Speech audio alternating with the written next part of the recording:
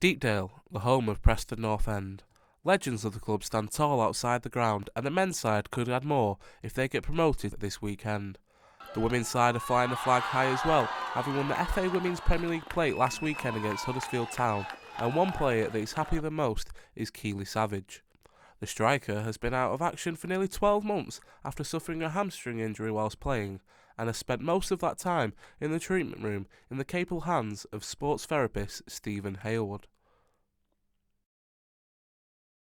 Back end of last year, Keeleigh started having a problem with the hamstrings to the point where she couldn't really complete a game fully and was having a lot of pain in the hamstrings. So I referred her on to a GP for an orthopaedic referral for an MRI scan.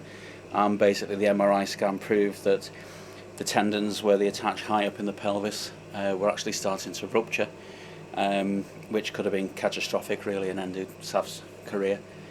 Savage is back in action now though, and was part of the squad that won against Huddersfield Town at the weekend, but admits that the victory took a lot out of her body.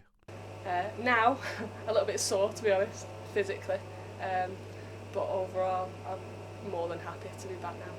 You got a goal as well, what did that mean to you? Everything, I almost cried. It was very emotional on Sunday. I'm just glad to be back, getting involved. Did you ever contemplate retiring from the game?